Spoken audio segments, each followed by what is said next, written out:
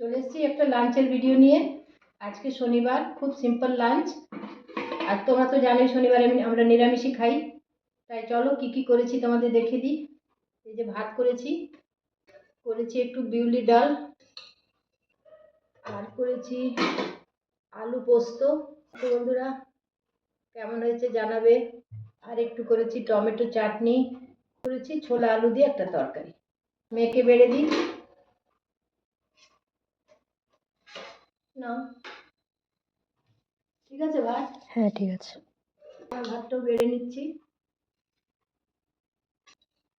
চলো, মেয়ে আর কিছু খাবে না, ডাল দিয়ে আর পোস্ত দিয়ে খাবে।